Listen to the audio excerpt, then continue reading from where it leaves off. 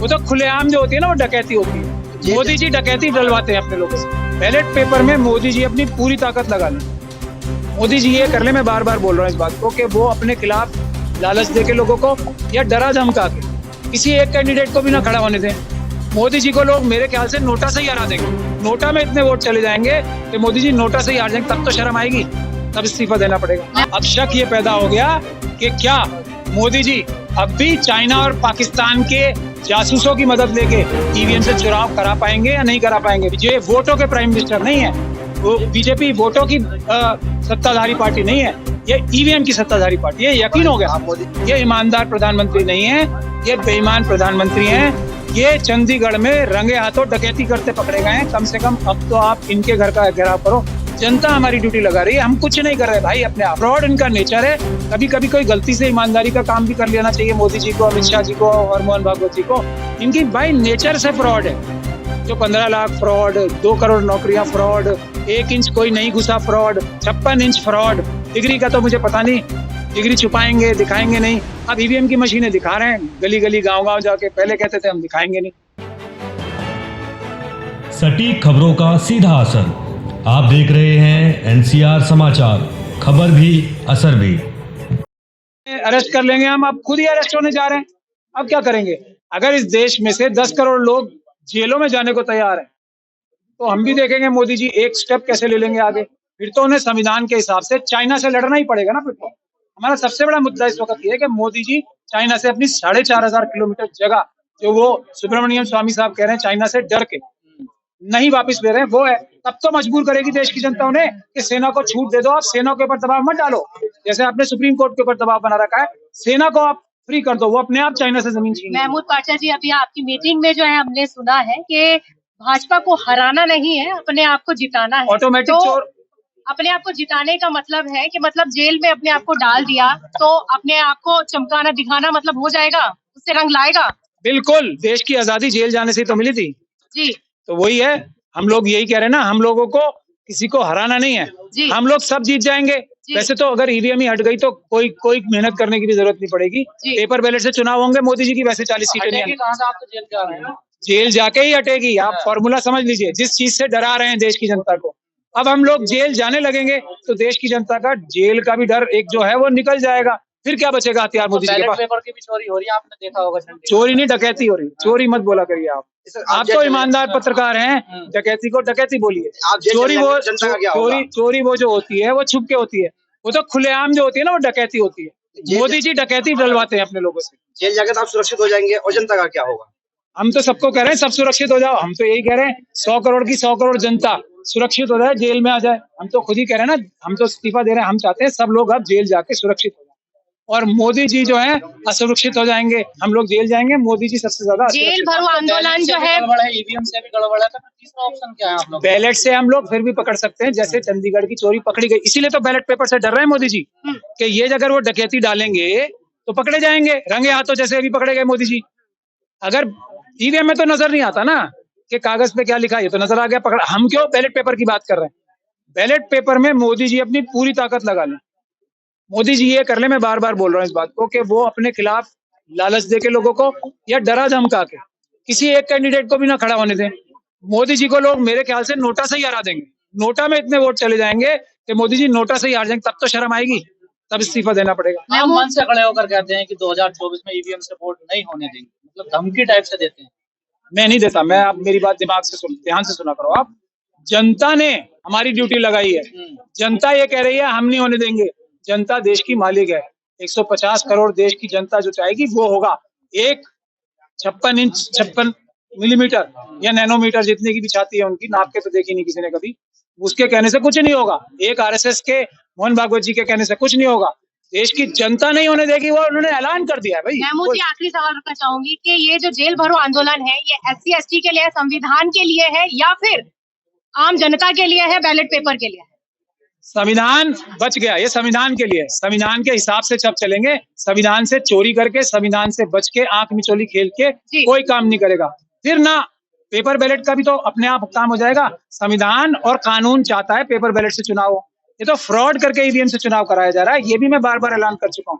पहला जो हमारे कानून में प्रावधान है वो ये है कि पेपर बैलेट से चुनाव होंगे। अगर किसी वजह से पेपर बैलेट से चुनाव नहीं हो सकते जी तब ईवीएम से होता है। तो ये धोखाधड़ी बंद करने के लिए ही संविधान बचाना है।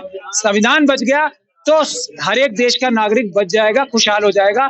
जो अडानी अंबानी को और दुनिया भर से पैसे उधार लेके 150 लाख करोड़ रुपए जो अपने अडानी अंबानी को भरे हैं वो हम सब वापस ले लेंगे और आम जनता में बांट देंगे। 15 लाख का वादा जो है मोदी जी नहीं हम लोग पूरा करेंगे। सर जनता कह रही है ये वकील पहले कोर्ट में तो बंद करवाना ईवीएम। कोर्ट में भी तो सर वकीलों के चुनाव भी तो ईवीएम से ही होते हैं अभी ना। जागे तो अभी हैं सब। हाँ। मेंबर ऑफ पार्लियामेंट भी अभी जागे हैं। ये तो जनता ने जगाया है ना। अब जनता ने फैसले किया। वकील भी जनता से बड़े थोड़ी हैं।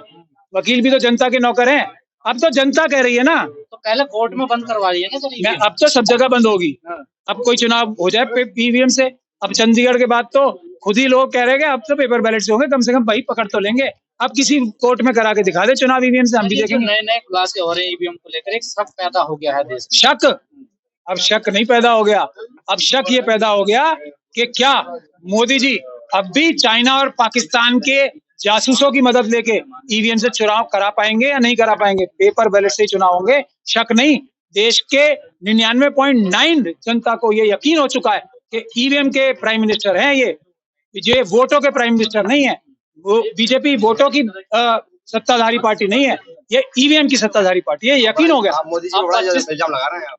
मैं इल्जाम नहीं, मैं सच्चाई बयान कर रहा हूँ। मोदी जी ने हमारे सामने कितने बड़े बड़े पहलवान उतारे। अब वो कुरैशी साहब कहाँ हैं? दोबारा बयान देने आए जब से मैंने उन्हें एक्सपोज किया। रावत साहब कहाँ हैं? दोबारा बयान देने आए जब से मैंने उन्हें एक्सपोज किया। अभी एक और एक्सपोज मैं जल्दी करने वाला हूँ कि ईवीएम से चुनाव कराना सेकंड ऑप्शन है, ऑल्टरनेटिव है। मेन आज की तारीख में जो कानून है पेपर बैलेट से ही चुनाव होना नॉर्म है। मतलब आमतौर पे पेपर बैलेट से ही चुनाव होने का कानून है। किसी वजह से अगर पेपर बैलेट से चुनाव नहीं हो सकते तब कहीं कहीं कराए जा सकते हैं ईवीएम से चुनाव। ये भी मैं खुलासा पूरा एकदम पेपर रिलीज करूंगा, व्हाइट पेपर उससे करूंगा। आपने 25 तारीख के लिए फिर ऐलान कर दिया है प्रधानमंत्री आवास को घेरा जाएगा। मैंने नहीं किया है। फिर आप वही बात करो। देश की जनता ने हमारी ड्यूटी लगाई है कि हमारा ये नौकर जो प्रधानमंत्री हैं ये ईमानदार प्रधानमंत्री नहीं है, ये बेईमान प्रधानमंत्री हैं।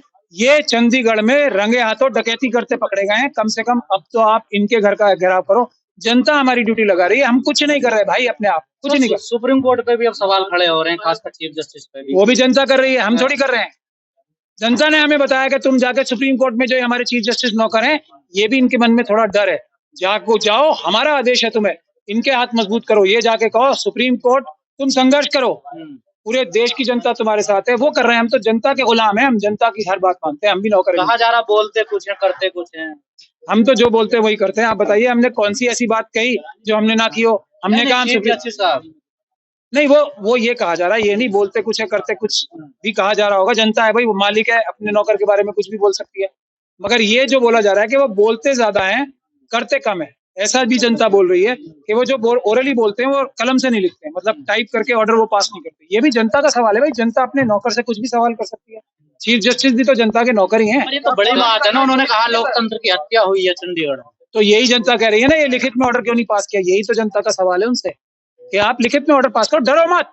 ये जनता कह रही है, हमसे भी ये कह रही है। हम आपके पीछे खड़े हैं, हम देखेंगे मोदी जी आपको कैसे गोली मरवाते हैं, अमित शाह कैसे गोली मरवाते हैं। वोटर लिस्ट को लेकर भी आप सुप्रीम कोर्ट पहुंच गए हैं। वो भी फ्रॉड देखो आप। हर जगह फ्रॉड है ना। फ्रॉड इनका नेचर है।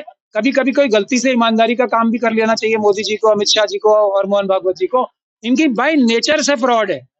जो 15 लाख फ्रॉड, 2 करोड़ नौकरियां फ्रॉड, 1 इंच कोई नहीं घुसा फ्रॉड, 56 इंच फ्रॉड। डिग्री का तो मुझे पता नहीं, डिग्री छुपाएंगे दिखाएंगे नहीं। अब ईवीएम की मशीनें दिखा रहे हैं गली गली गांव गांव जाके। पहले कहते थे हम दिखाएंगे नहीं। तो ये किसका काम है? ये बेईमान लोगों का काम है या ईमानदार लोगों का? सर अभी आपने कहा कि हम लोग जमहूरियत को बचाने की लड़ाई लड़ रहे हैं, क्या ये मुस्लिम तंजीमों की जिम्मेदारी और लोगों की जिम्मेदारी नहीं है? क्यों मुस्लिम देश के नागरिक नहीं है? आप ये बांटने का काम क्यों करते हैं? हर एक बहुजन जो 88% लोग हैं वो एक ही तो हैं। चाहे आप उन्हें मुस्लिम के नाम से पुकारें, चाहे शेड्यूल कास्ट के नाम से पुकारें, ओबीसी के नाम से पुकारें, क्रिश्चियन, सिख, बौद्ध, ये सब हम एक ही तो हैं, बहुजन है भाई। हम लोग संविधानवादी हैं। हमें मत बांटो अलग अलग में। हम एक जहां हैं वहीं सब है। अभी थोड़े दिन की बात है ना, आपको सब एक साथ नजर आएंगे और फिर इस देश पे संविधान का राज होगा और इस देश का हर एक नागरिक खुशहाल होगा। तो मोदी जी भी ओबीसी है, क्लेम करते हैं ओबीसी। नहीं, अब देखिए मोदी जी के बारे में तो मैं क्या ही बोलूं। उनकी कोई डिग्री, किसी बात पे भरोसा है? अगर वो सच्चे बहुजन होते, सच्चे अम्बेडकरवादी होते, सच्चे संविधानवादी होते तो ये सब काम करते।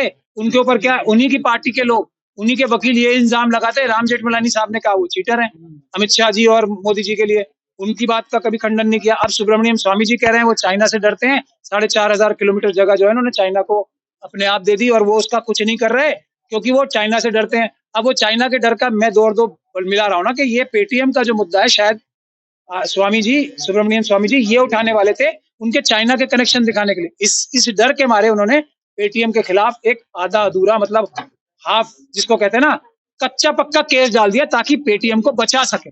तो हम वो अगर असली ओबीसी होते, मतलब मन से ओबीसी होते, तो क्या इतनी बड़ी चोरी कर पाते? कभी नहीं। कोई ओबीसी का व्यक्ति इतना बड़ा चोर हो ही नहीं सकता, कोई भी, ना कोई SC ST का हो सकता है ना माइनॉरिटी का हो सकता है, इतना बड़ा चोर हो ही नहीं सकता। ये हमारे जीन्स में है ईमानदारी, 88% लोगों के जीन्स में। असली नहीं है ना वो भी असली नहीं है, वो भी ओबीसी समाज से आते हैं लेकिन असली नहीं है। उनके दिल में कुछ और है, उनके अंदर कुछ जो है ना कीटाणु जो है वो घुस गए हैं संविधान के खिलाफ, इसीलिए वो ऐसे काम कर रहे हैं, वरना कोई ओबीसी का व्यक्ति ऐसा नहीं कर सकता।